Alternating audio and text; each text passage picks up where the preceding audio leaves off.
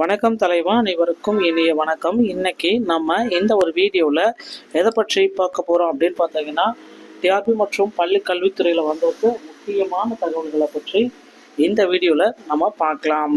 So dead தேர்வு விவகாரத்தில் இருந்து ஆசிரியர்களை பாதுகாக்க சட்டங்களில் உரிய திருத்தம் செய்ய வேண்டும் என்று பிரதமர் மோடிக்கு ஆசிரியர் சங்கங்கள் எல்லாமே கடிதம் எழுதியிருக்காங்க.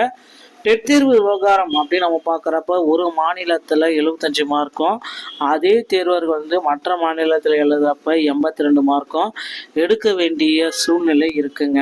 டெட் தேர்வு விவகாரத்திலிருந்து ஆசிரியர்களை பாதுகாக்க உரிய சட்ட திருத்தம் செய்ய வேண்டும் என்று பிரதமர் மோடிக்கு ஸ்டாலின் அவர்கள் கடிதம் எழுதியிருக்காரு. டெட் தேர்வு தொடர்பாக கல்வி உரிமை சட்டங்கள் மற்றும் தேசிய ஆசிரியர் கல்வி குழும சட்டங்களில் உரிய திருத்தங்கள் செய்து ஆசிரியர்களை பாதுகாக்குமாறு பிரதமர் மோடிக்கு முதல்வர் ஸ்டாலின் அவர்கள் கடிதம் எழுதியுள்ளார்.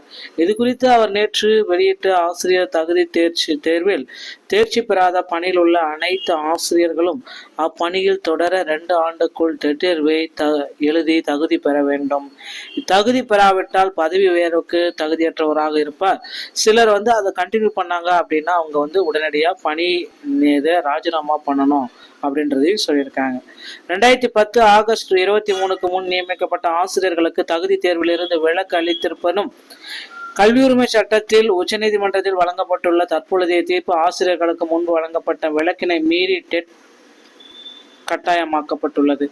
இதனால் ஆசிரியர்கள் இப்பொழுது 2 ஆண்டுக்குள் டெட் தேர்ச்சி பெறாவிட்டால் அவர்களின் வேலை பறிக்கப்படும் என்ற நிலை பொதுவாக நிர்வாக சிரமத்தையும் ஆசிரியர்களுக்கு தனிப்பட்ட சிரமத்தையும் ஏற்படுத்தும். பணி நிபந்தனைகளில் இத்தகைய மாற்றங்கள் ஆசிரியர்களின் உரிமைகளை மீறுவதாக உள்ளது. இது ஆசிரியர் நியமனத்தின் பொழுது நடைமுறையில் இருந்த சட்டப்பூர்வ விதிகளின் கீழ் முழுமையாக தகுதி பெற்று முறையாக நியமிக்கப்பட்ட ஆசிரியர்களில் பெரும்பாலானோரை பாதிக்கிறது. அந்த வகையில் தமிழகத்தில் மட்டும் ஏறத்தாழ 4 லட்சம் ஆசிரியர்கள் பாதிக்கப்படுகின்றனர். அவர்கள் சட்டப்படியான மற்றும் முறையான செயல்முறைகள் மூலம் தேர்வு செய்யப்பட்டவர்கள். அதோடு 2011 டெட்டில் அறிமுகப்படுத்தப்பட்டதற்கு பல ஆண்டுகளுக்கு முன் பணியில் சேர்ந்தவர்கள். அவர்களுக்கு டெட் தேர்வை முந்தைய தேதியில் அமல்படுத்தியது என்பது பணி உரிமைகள் குறிப்பிடத்தக்க இடையூறை உருவாக்குகிறது. இது மாநிலத்தின் நிர்வாக ரீதியாக சாத்தியமற்ற நிலையை உருவாக்குகிறது. பள்ளி கல்வி அமைப்பின் செயல்பாட்டை சீர்குலைக்கும் வகையில் கடுமையான அபாயத்தையும் ஏற்படுத்துகிறதுங்க. ஸோ ஆட்சேர்ப்பு சுழற்சிகள், ஆசிரியர்கள் தன்மை மற்றும் கிராமப்புற தொலைதூர பணிகளின் பணி நிலைமை ஆகியவற்றின் அடிப்படையில் எந்த மாநிலத்திலும் இவ்வளவு பெரிய எண்ணிக்கையான ஆசிரியர்களை மாற்றுவது சாத்தியமற்றது. ஸோ ஆர்டி சட்டப்பிரிவின்படி நாடு முழுவதுமே கட்டாய கல்வி சட்டத்தின்படி டெட் தேர்வு கண்டிப்பா நடத்தியே ஆகணும் அப்படின்றத குறிப்பிட்டு சொல்றாங்க. இது பாத்தீங்கன்னா தமிழகத்துல டெட் தேர்வுடைய மதிப்பெண்கள் 75 மாற்றணும்.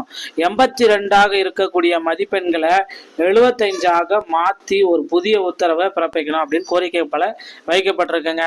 ஸோ இந்த 75 மார்க் எடுத்தா டெட் பாஸ். ஆல்ரெடி எஸ்டிக்கு பாத்தீங்கன்னா 60 மார்க்ன்றது கோர்ட்ல தீர்ப்பு வந்துருச்சு.